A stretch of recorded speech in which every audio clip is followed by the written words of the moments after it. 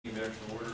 Move on to agenda item number 8, 2013 legislative update and committee bill positions. Commissioner Drew for possible action. I'd ask Kim Jolly to come up and help me run through the list and give a status of where the different bills are. Certainly. Kim Jolly for the record with the NDOL Director's Office. And in everyone's packet, and it's also on the website, I believe you all received this status chart. It says as of 4/22/2013, and I highlighted in green the bills that have significant changes or action since our last commission meeting. And I also have over here the updated status report as of yesterday. So what I will do is just briefly go through, and this is only the bills that the commission's been had an interest in or taken positions on.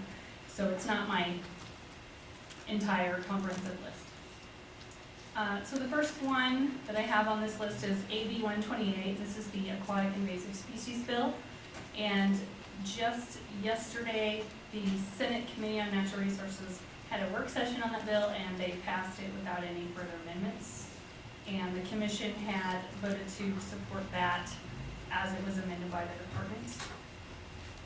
And I don't know if you want me to, you guys have all heard the bills and we've gone through the language, so I'm just going to do that, if that's all right, instead of getting into what each bill does. Okay. And then I can kind of provide a recommendation if everyone would like to discuss the bills or not. I guess my recommendation on this would be for no action, simply because it's out of the committee and things seem to be going on. I don't think there's anything that we need to change. And this is coming just from me. We did not have a legislative committee this month. All right, the next one I have on my list is AB 168. This is the County Advisory Board to Manage Wildlife Bill, adding the general public as a criteria for membership. And the commission was neutral but did support the concept at the last commission meeting. And the way that you all received the bill in your packets, the way that it changed, and it's got like a different consecutive, the general public position is after, when there is a vacancy, after these other sportsmen or ranching or farming have been appointed.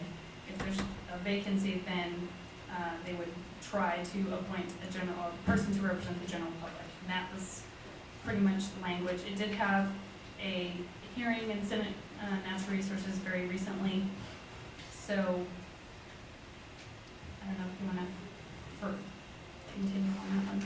Yeah, just because I think there's probably a few people in the room that are interested in this. The way it came out of the assembly is it just says, in addition to the members appointed pursuant to subsection 1, the Board of County Commissioners shall appoint one qualified person to the board who represents the interests of the general public of the county. The person appointed pursuant to this subsection must be a resident of the county from which he or she is appointed.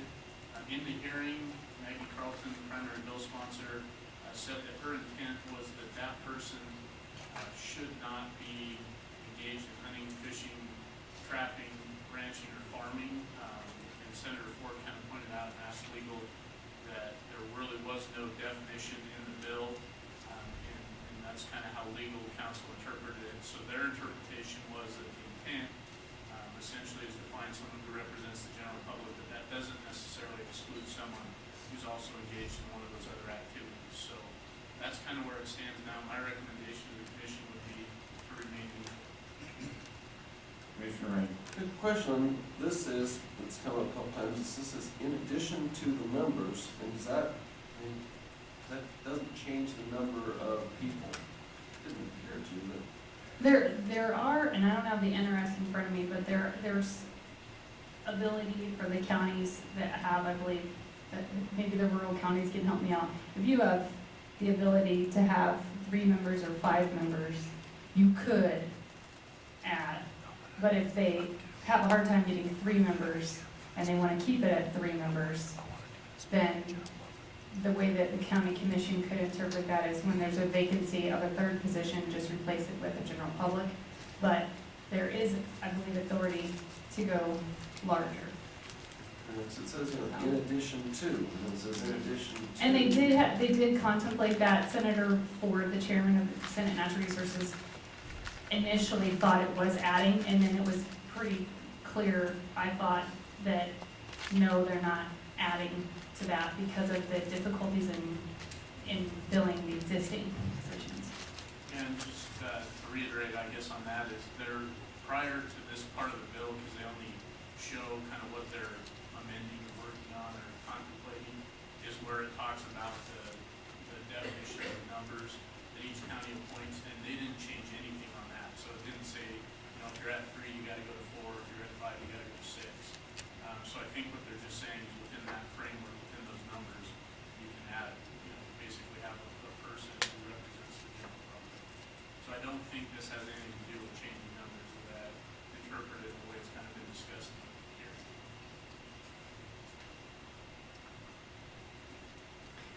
And then the next one I have, just to fill you in, is AB 293. That's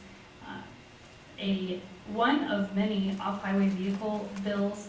This one the commission did take action on because it had much to do with OHV registration, and you guys opposed it as written. It had a hearing in NATRAM, and it had significant amendments, basically gutting the bill, leaving but for the size of the registration sticker. And it has new sponsors as well. So that might be one, either just leave it alone or for future meetings, because it will have to go to the other side. And it hasn't been heard yet. They assigned it to Senate Committee on Transportation. Yeah, this is a bill that actually changed before we even had an opportunity to provide input to it. So kind of the flavor of the commission on whether or not we want to address it. But basically, if you look at the bill, almost everything was deleted. The only thing that changed is the actual size of the sticker that you have to put on the OHV. It used to be that you had to have a minimum license, like motorcycle license plate size. I think that is shrunk, but the lettering is still required to be 1.25 inches high. So the overall size of the sticker is shrunk, but the lettering has to remain the same. What kind of flavor of the commission on that one? Comments? The next one was just heard yesterday, Assembly Bill 345, and this it says management of certain wildlife. It has more to do with the predator fee and implementation of that predator plan. And they heard it yesterday. There was extensive testimony, and the commission supported a mock-up. And I believe the mock-up with the amendments that you guys suggested that was accepted. So that's the first reprint version. And so that's on the other side of the house now, and I'm not sure if they have further plans to amend that or not, or if you're fine with the way it is now. Yeah, just for the record, the only thing that I think has changed since we took our position is in section 1. It says wildlife in the state not domesticated in its natural habitat as part of the natural resources belonging to the people of the state of Nevada and must be managed according to the best science available. I think that used to read it must be informed by the best science available. That was the only change that occurred since we took our position. My read of this, I don't know that significantly changes the intent of the bill. There were some concerns addressed during the hearing that statement in that place could diminish the fact that wildlife belongs to the people of the state of Nevada, or could diminish the fact that we don't take other considerations into account when we make decisions. I think the bill sponsor was pretty clear in saying that was not his intent with the bill, and so essentially that's where it sits. I don't know, again, this is one that's already been heard. I don't know if there's going to be any impact one way or the other from adjusting the position at this time. The other amendments that we had offered did get incorporated in. This was not one of ours. This came from the sponsor. And if there's any discussion from the commission, let's get it. But then we made it past the first 3 without any public comment. I apologize for that. but, if you have public comment on the first three, let me know, but is anybody from the commission have further comment on this, and then we'll go to public comment on AB 345. Commissioner Rain. Now, 345 looks like it's not going to be beneficial to the wildlife in the state of Nevada. That addition we're talking about in section 1 really seems to muddy up the matters. I mean, it was fairly clear law. You start adding things like that in there, it's slightly ambiguous. The original intent of this bill has been told to the commission time and time again, beaten up my head with it a million times, right? But finally began to understand it, and that is put on the ground projects, relation management. And as people pay that fee, by the name of the fee, what's been told to the hunters of the state of Nevada is that they're going to be doing predation management projects with that money. The state starts changing the laws to this extent. It's not going to do what it was originally intended to. It's not even going to be close. It could be a wide variation from that original intent of the bill. And the name of that fee probably would need to be changed to the we don't know what we're doing, but we're going to do something fee. I don't know another name for it. But it most certainly would not be the predation management fee if this gets changed, because it's going to be for a whole wide different things.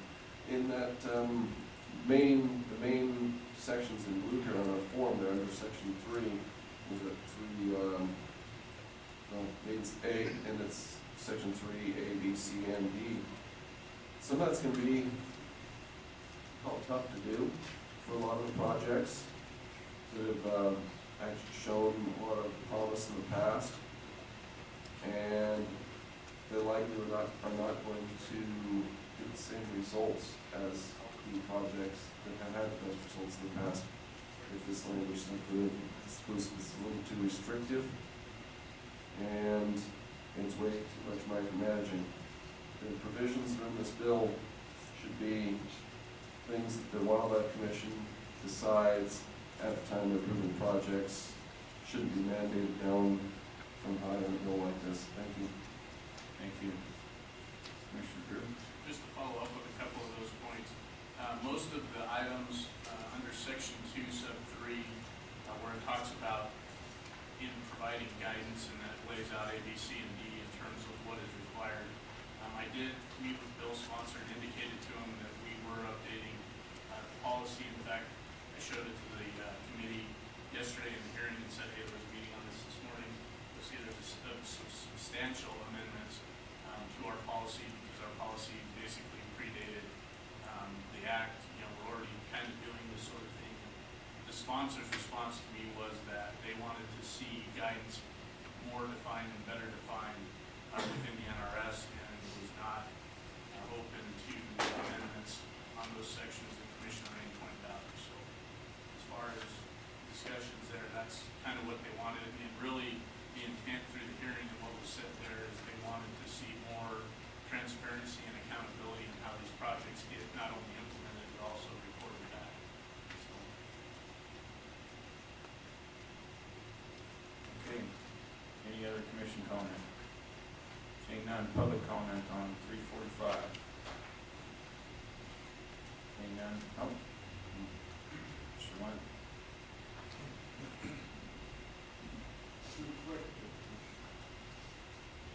Mr. Chairman, members of the commission, my name is Gerald Lynn. I represent the Nevada Hunter Association. I was at the hearing on this, and I think this bill is going to be a disaster for sportsmen, and the department and the commission and the NGOs that support it. I think they're opened up a Pandora's box with this bill. And we have Christine Schumberger here who presented some 4 points, Nevada Political Action for Animals, and they're in support of it, and all of the anti-hunting groups are in support of it. So that tells me that there's a problem as a hunter. And some of the things that they wanted in the bill and the intent of the bill, and I got the impression the chairman read it in the intent of the bill if it passes, and that's gonna have some long-term ramifications. And a couple of them I'm just gonna hit over here. It says, the science phase does not exclude any branch of science, including but not limited to sociological, environmental, ecological, ethical, cultural, ecological, psychological, and economic. And they had some real good science on the bear issue, okay? So these groups come to forth, and they had some good science on the bear issue. So when these people bring science, it's not gonna be these guys' science, it can be anybody's science, according to the intent here. And that's gonna bring a lot of controversy. What it defines science, you can't define it like when we talked before. Attorney General, your Attorney General says we can't define it, legislator didn't define it. There's a big conversation on that. And the science phase does not require science to originate with Nevada Department of Wildlife and does not exclude other sources of science, including but not limited to academic studies, nonprofit studies, studies by local, state, or federal agencies. But sportsmen pay for these. So we're gonna have science comes in from who knows what to regulate where the money goes, where these projects go. And another, number 4, says, in the exercise of the Commission's authority over wildlife, including but not limited by its management of wildlife, the science phase does not include from consideration public concerns and interests. Well, you get public concern with there's some major groups out there, and they're gonna have an interest in there, and I guarantee you their interest is not to do predator control and preserve some of the animals that we have, our game animals. And again, the public concerns and interests, but the public doesn't put any money into this program. Sportsmen do. I'm very concerned about that. And when you get their intent in the bill, we'll never have another valid or effective project. We're going to have studies. And I think you need to inform sportsmen of this change. And I think you're going to have to make it optional on the application form, change the law, and say, do you wish to participate in this on their applications? Because if you don't, you're going to get some recourse, because hunters think this money is going for predator projects on the ground. And this is good for the tag allocation committee. We did a survey, and I presented it yesterday at the hearing, to sportsmen. Do you want to put money into an active predator on the ground project? 87% said yes. They think the money is going to that. And now it's not going to go to that. And you guys have taken the money and used it for other things, on the ground studies. You can still use it, but I will bet that with the public interest, you're never going to get a project off the ground unless it's a study. And if that's what you want, that's fine, but I think that's not what the sportsmen want. It would be good to do a questionnaire, add that in your questionnaire from the tag allocation committee, because I think you've opened up a Pandora's box, and you're gonna have, if this intent gets written into the bill, you're gonna have a big problems on getting things done, and you can thank yourself for it. Thank you.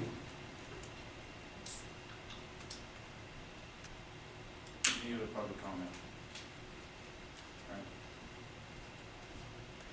Brad Johnson, resident Yerington, Nevada. I'm speaking individually on behalf of myself and not on behalf of the CAT. I just want to respond to the introductory remarks from Mr. Lind. And I probably don't need to say this to the members of this commission, but I hope there doesn't come a day where we're evaluating legislation by who may support it and automatically thinking that sportsmen oppose it. I think the best lesson we can take from today is what we learned from Mr. Jeffers. When groups come together, I think positive things can happen. So I hope that there are items where maybe anti-hunting groups or conservation groups can support legislation. That doesn't mean I'm automatically opposed to it just because I hold a hunting license. And I hope the commission doesn't adopt that type of, how should we say, zero-sum game analysis, which is not productive. Thank you. Commissioner Drew. Just to follow up on a couple of those items, because this got discussed quite extensively yesterday. The chairman of the committee asked if any of this language would change kind of how the commission does its business. And I told him that our intent was not to change anything. We still are going to be subject to the open meeting law, open public input. We encouraged that through the update on the policy, and that really wasn't going to change. He asked if this amendment changed anything in terms of how the money could be used. In my opinion, it doesn't. I told him that we've already had discussions with our attorney generals who have indicated that this money can be used for studies, it can be used for habitat projects per the existing language. So really, the new language in that regard doesn't change that. So those discussions were had yesterday. For what it's worth.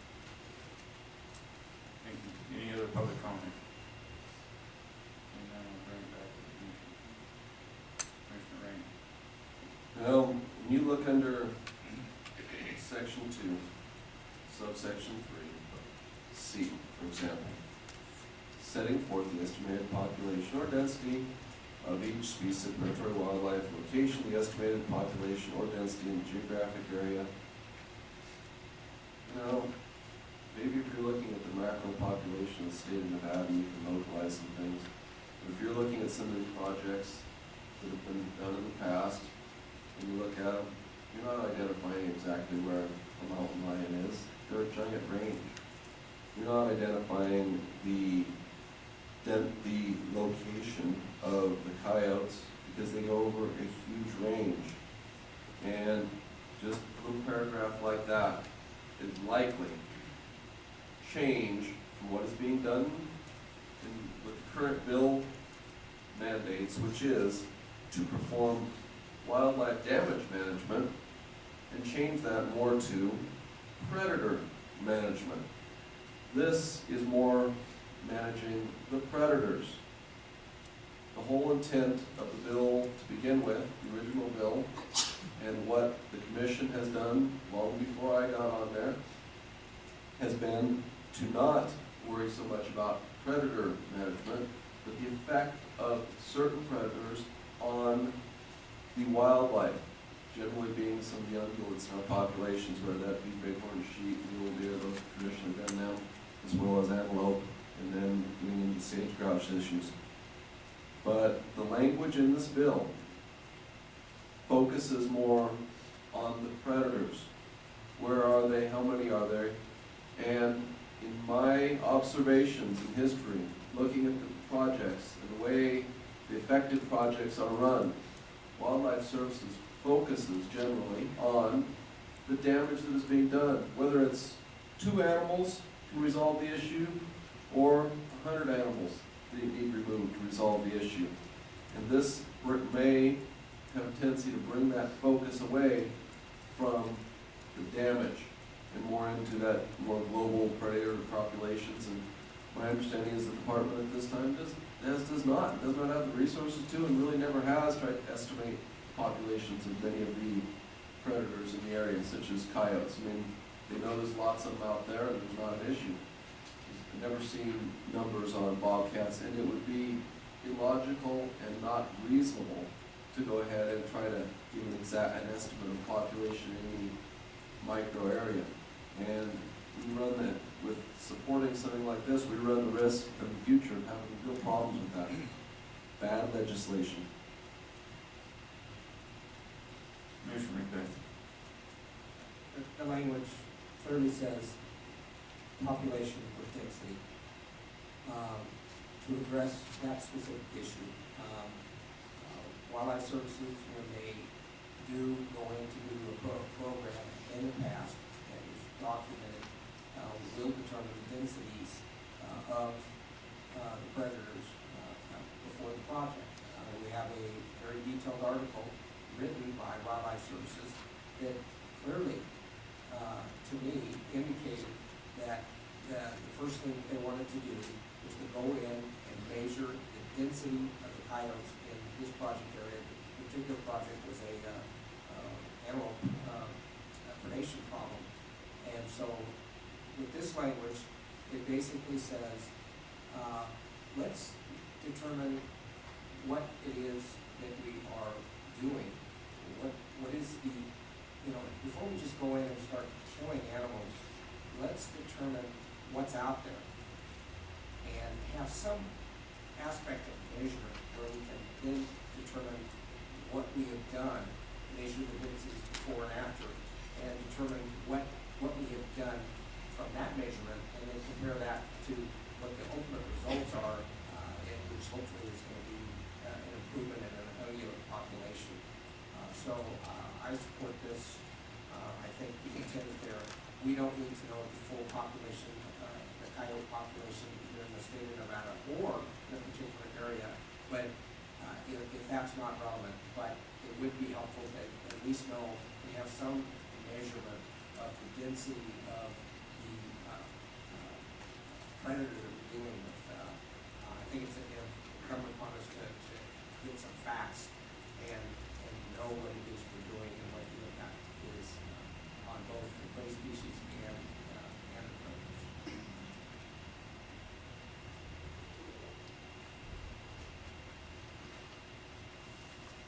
Any other comments? Any other public comment? Seeing none, I'll bring it back to the commission. Commissioner Drew? There's no motions, I would suggest we move to AB 396. I'll move to not deny this, that we reject this bill. It was AB 345. Do we have a motion?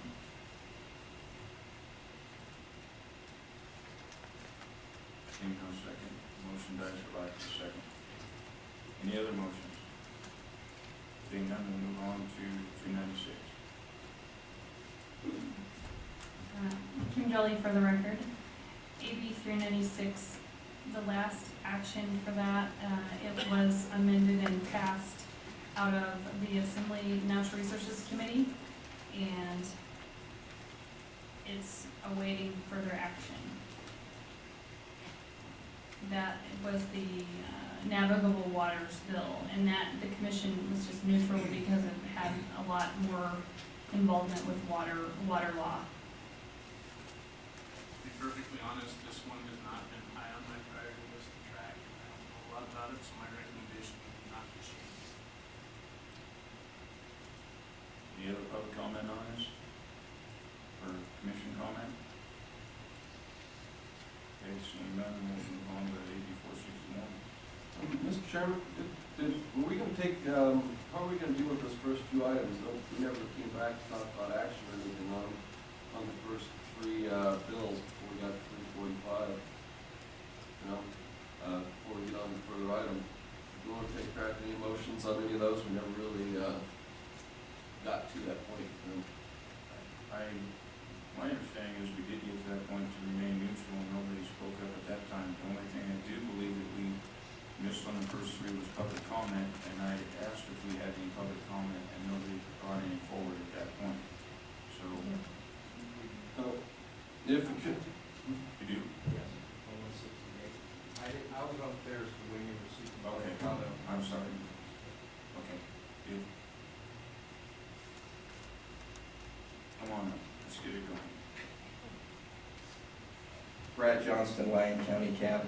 Our cab passed a motion to oppose AB 168, I believe it is, which is addressing the compensation or the composition of the citizen advisory boards. Even as rewritten, it still doesn't do the concept of opening up the cabs to people who may not have a hunting license or may not be in farming or ranching. It seems to be the division, which the intent, as stated, was to have one person on the advisory board who's not a hunter, fisherman, that the county commissioners are going to be forced to listen to what the district attorneys advise them on the meaning of the statute, following the legislative intent. The concern in the rural counties is whether or not the commissions will find someone who isn't in farming or ranching, who doesn't happen to have a hunting or fishing license. How do you fill a vacancy? There's not a lot of applicants as it is for some of the spots on the board. And we have a problem with the language that talks about someone representing the interests of the general public. The cabs don't represent factions, whether they be sportsmen, fishermen, or whether they be farmers or ranchers. The task of the CABs, as written by statute in 501-297, is to evaluate local opinion and forward that on to this commission. We're not policy-setting boards. We evaluate opinion and bring it back to this commission for its consideration. For that reason, until this bill is corrected, we would urge the commission to oppose its passage as it's currently written. Thank you. Okay, we've gone in reverse a little bit. Anybody else in the cabinet on that item, 168? For the record, Paul Dixon, Clark County Cab, expressly on 168 here, Chairman Rob, is that we had discussion on this, and as I mentioned at the last commission meeting, I actually wrote a letter to the committee on this. And I think the concern that I still have with this bill is that they didn't do it via population sizes I had recommended, which is counties that have populations over 100,000, where you have a large enough cab that it makes sense, that you could put on somebody that represented. I mean, if you look at Clark County and you look at the number of people who do outdoor activities versus those that don't, and we're supposed to represent, my cab is supposed to represent the Clark County public. And for that reason, having somebody who represents that piece, whether they have a hunting or fishing license, is independent to me. I kind of like the language that stands right now, but I am concerned that they're trying to roll this out to all 17 counties. I think it should be rolled out to 3 counties max. And that amendment wording is where I'd like to see the commission push with that rather than remain neutral on this bill, because it makes no sense to do for the little counties. If you have a 3-member board and the next one has to come in the general public and there's nobody in that town that wants to, you may end up with the housewife that is mad at her husband that month, I don't know. Or you know, somebody who isn't in the interest. And rural counties here tend to have a larger hunting and fishing and outdoor activity population than we have in the metropolitan areas, Reno or Vegas. So I would like to see the commission take a stand on this to make that part of having a population set for this would be important. Thanks. Thank you. Yep. And then Mr. Reed. For the record, Gil Young, Carson Advisory Board, we discussed this several times at our CAB meeting, and the meetings are always open to the public. We don't always get a lot of public who want to make comment regarding something on our agenda. And as my colleagues have mentioned, it's often difficult when there is an opening under the old regulations of having to have a hunting or fishing license to find somebody who wants to put in the time to read the material, come to the meetings, and participate. The way the bill was amended to first to fulfill section 1, which to me, when we discussed it at our meeting, says those applicants who do have a hunting and fishing license. So if there's an opening, it appears that the first choice goes to those that have hunting and fishing licenses. We don't know how you get into the second section unless there's an additional opening. And does anybody have an answer to that so I can carry that back to my board? We didn't know. So if there's 2 openings, does the first one go to somebody with a hunting and fishing license? And if there's a second one, does it go to a person with a hunting and fishing, or does it automatically go to some member of the public? And if there's, so that's one question we had. If there was only one opening, does that go to an applicant that has a hunting and fishing license? Anybody have an answer? Okay, so now you know the dilemma that. Go ahead and pull this up. If you look at section 3, I think, and this is like a DAG question, but it looks to me like when they're adding number 3, within 60 days after a vacancy, the Board of County Commissioners shall, if the vacant member was appointed pursuant to subsection 1, appoint a board upon the recommendation. Organizations that represent hunters, trappers, or anglers in the county, and persons who are engaged in farming or ranching. So I think section 3 kind of addresses that, but it is still confusing, so. We interpreted that as saying, within that 60 days, period, after publishing the opening, and upon recommendations from the various hunting, trapping, or angler in the county, the first one would go to somebody who fulfills the requirements of Section 1, if there's only one opening. I mean, I'm sure we're all going to be waiting for interpretation, legal interpretation of how do you implement the bill if passed. But because we feel that even though some people who may apply have a hunting and fishing license, doesn't preclude them from being qualified as a member of the public. It's one of those things. So we kind of urge the commission to oppose this particular bill. Thank you. Mr. Reed, or Mr. Drew.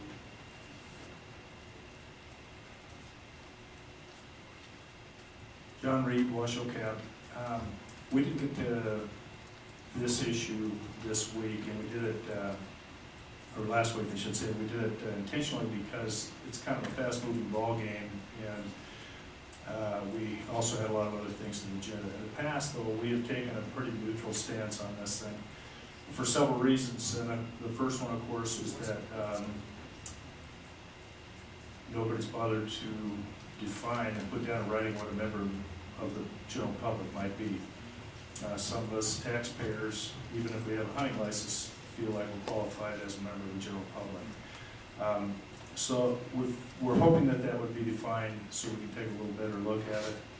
Additionally, the questions that are coming up here from the CAS make it clear that it's not very well written. I don't know how anybody acts on it. The last time I was in the legislature, the plan was to leave it up to the county commissions to determine what a member of the general public is, and that we wouldn't oppose because they're in the best position to determine what they think a member of their general public is. But at this point, we're pretty neutral on the Washoe County line. One comment I have on this is, we've been asked this question a few times, and the cabs are an integral part of what we do. But we as a commission have no say about the membership of those cabs. So we're kind of in a dilemma there. We don't appoint the cabs. It's a county issue. The commission relies on the cabs, but we have no say over membership of the cabs. So we're kind of tweeners on this issue. Mr. Drew may have an additional comment. Yeah, just a couple of comments. The commission process can be very cumbersome in certain circumstances, and legislation is one of them. So what I can do is report commission positions to the legislature, and what I can do is report to this body as well as I can what I hear during the hearings. What I cannot do is lobby or question bill sponsors for positions that aren't commission. And so for the cabs that have questions and concerns, I would strongly recommend that you contact Senator Aaron Ford, who's the chair of the Natural Resource Committee, and ask him directly those questions and convey directly to him those concerns. Because I think that's a little bit out of my purview for what we're assigned to do. So that would be my recommendation.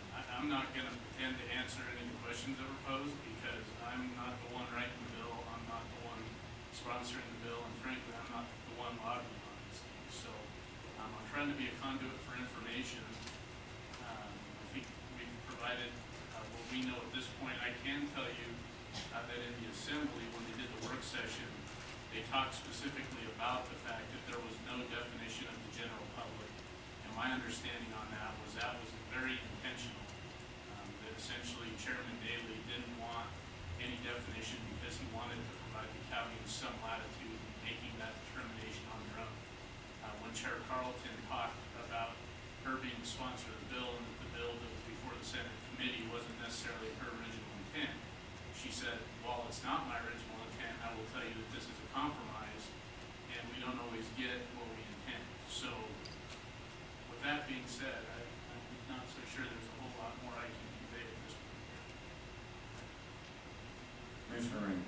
Thank you, Mr. Chairman. You know, this, while I don't in general principle have any problem with section 2, that the addition about the other member, the rest of it, under subsection 3, is not really workable, especially in rural counties.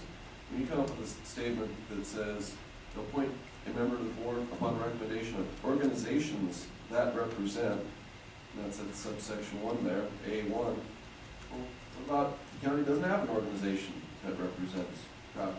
I mean, there's a lot of counties out there that don't have organizations that represent hunters, trappers, or anglers in the county. Well, okay, now it's the county commission, then there is no organization. Somebody's got to create their organization, and then they're the only ones going to have a say. There's some bad stuff in here under that subsection 3. And it doesn't need to be that way. It was a lot better when it happened before, the way it was before. When it eliminates the portion about and residents of the county and changes people that are in the county, they've got to be residents of. Why are they taking that language out? That's not good. All those changes there under number 3 are bad. I think that they likely do not even reflect the intent of the people who are wanting to pass the bill to begin with, and perhaps their unintended consequences, and for those reasons, we should be opposed to that subsection that changes any changes to that subsection 3. And 2, take no opinion on that as a commission, and that would be my motion when the time comes. Thank you. Okay, any other comment on this?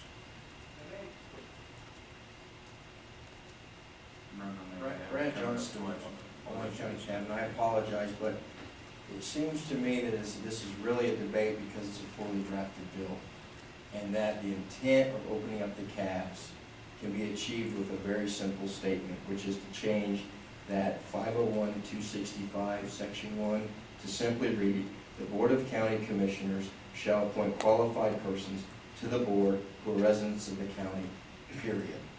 And get rid of the remainder of this statute if they want to make it more inclusive or open it up to non-hunters, non-anglers, non-farmers, or ranchers, and just leave it at that and let the county commissioners. But I think, well, I appreciate the commission does not have a role in appointing it. I think that the legislature would like to hear from the commission because you receive input from us. So I think I would urge the commission to either oppose it because of the way it's written, or offer some alternative that achieves the goal without all these complicating factors that Mr. Lane brought up, that our county CAB is advised, and that we are too concerned about, as well as Carson City is advised. I'm hearing no real serious opposition to the concept. It's the way that the Legislative Council Bureau has drafted this, is making it more complicated than it needs to be. Thank you. Thank you. Any other public comment? I'll bring it back to the commission. We'll make a motion and see where it goes. See where it goes.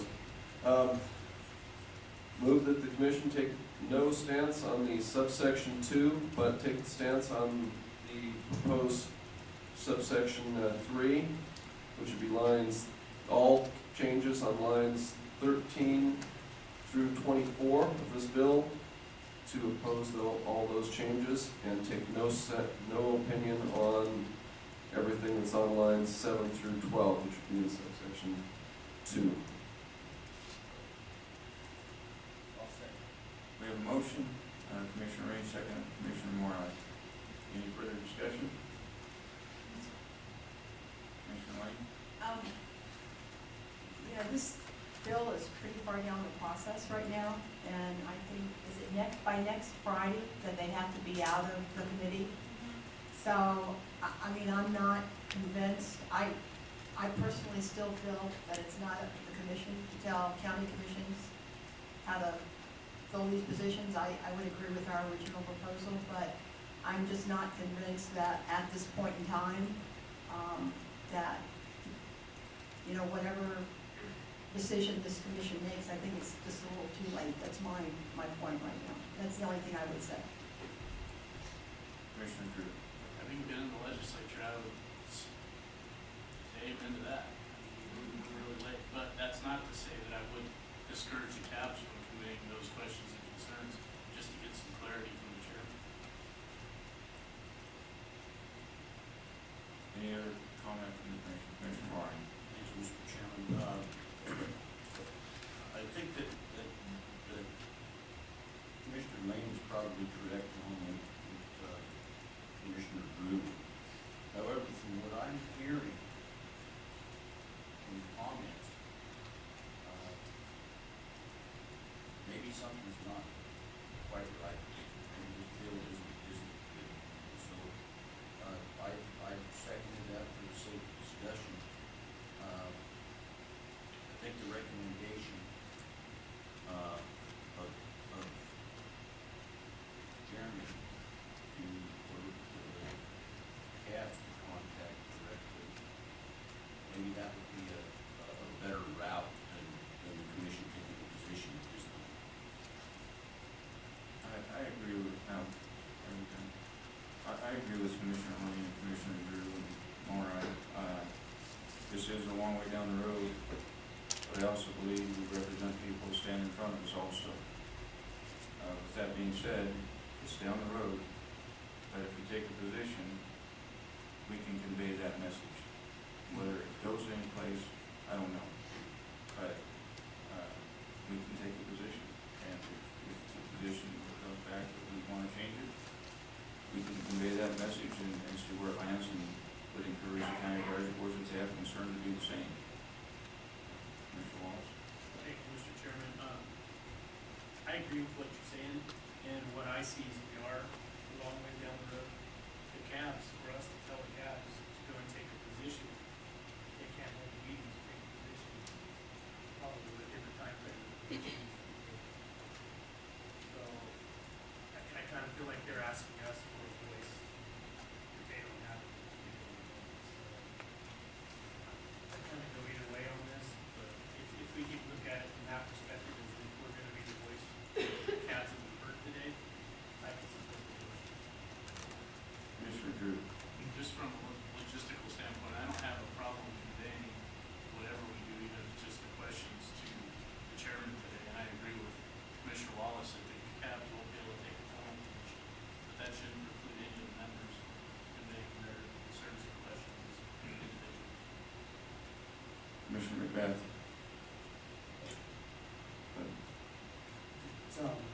It's always been my position that this is a county advisory board, this is a county board, and that it should be the county commissioners that determine what a qualified person is to represent members of the public. So the subsection 2 portion, I do agree with strongly that we should leave that to the county. And so that part of the motion, I agree with. And I also am hearing that this section 3 is problematic. I'll be honest with you, I've tried, I've been doing it full time, so I'm construction, I'm interested in that. I have practiced law my entire professional career in the area of the internal revenue code, and so my head is kind of spinning into this thing. And so I would, and given that the county advisory board can't formally do anything, really short fuse, I'm leaning towards supporting the Commissioner Reagan's motion. Commissioner McNinch? Mr. Chairman, this is an interesting one for sure. To me, I'm struggling with what it says too. Kind of leaning towards not supporting the motion, but only because I don't want it to be conveyed that we're not in support of the concept.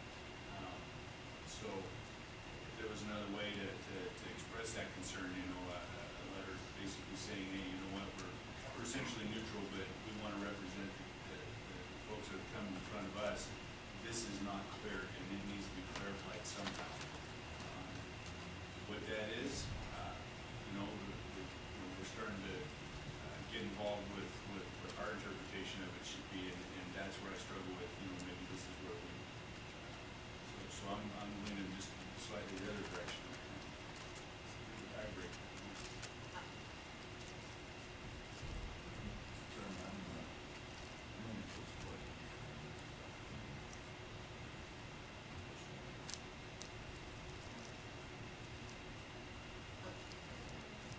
Mr. Chairman, Yes. I'm leaning to not supporting, the motion, and the only reason, I certainly understand the CAB's position on this, but again, my sense is that this is already passed one house, it's had a hearing, it's just going to go through a work session, and usually those works, there's a lot of bills right now before that particular committee, and I guess my personal opinion is I'm not convinced that we're going to make a difference as a commission. I think that where the difference can